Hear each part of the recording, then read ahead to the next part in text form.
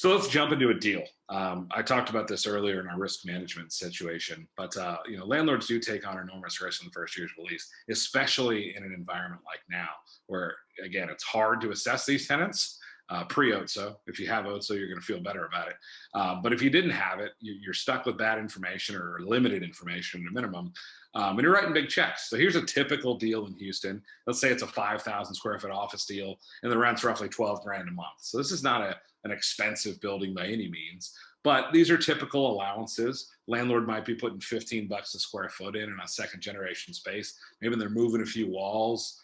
Maybe they're putting some carpet in. Maybe they're redoing the doors or some electrical upgrades, whatever it may be. They're going to pay a commission on a 5-year deal. That's going to be 6 points. And here's what they're collecting for a cash security deposit. They're going to get 12 grand. That's, especially in this environment, the tenants are dominating. Maybe they get 24, but they're going to, a good broker on the tenant rep side is going to sort of force them down and say, look, we're going to put up 1 month security deposit at your building. You take the risk.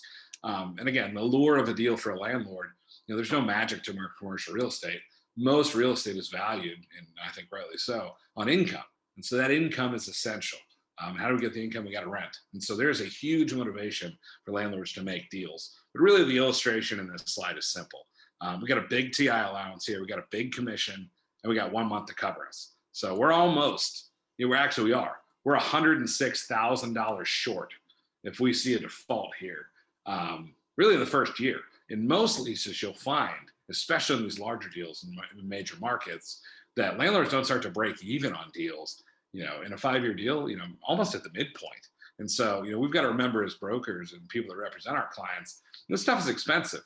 And, although they want to get a deal done, these are the things that they're weighing in their minds.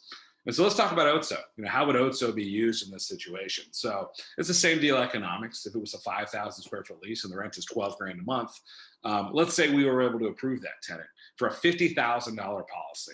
The cost of that policy on average for OTSO would be $300 more a month in rent. And again, let's just assume the tenant has chosen and said, look, I want to keep my 50 grand here because the landlord has told them, look, this is a security deposit. I need to do a deal. And normally they never get that 4 months of cash, in hand. The landlord would, the tenant's going to say no to that.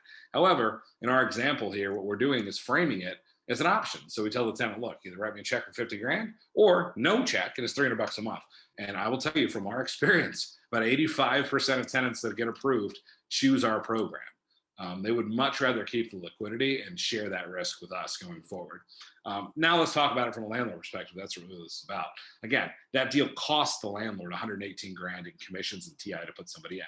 Well, now if there's a problem, they have a $50,000 policy. So just do the quick math on that. That's roughly 400%, a little bit over 4x coverage against default. And again, that guarantee is an exhibit to the lease. It's co-signed by tenant and landlord and us. It sits and it is good for the primary term. And the cost of that policy to work that in was only 300 bucks a month. And so that's why OTSO works so successfully. It is a low nominal fee. It is early in the negotiation, so it doesn't feel like a retrade. Again, it was at the the LOI stage here. And so the tenant has chosen. And so there's no friction on this stuff. They actually feel good about it because they've been approved. Landlord had better information in this case too, because we ran both a financial report, and if we back them, that means that they've got a significant amount of cash on hand.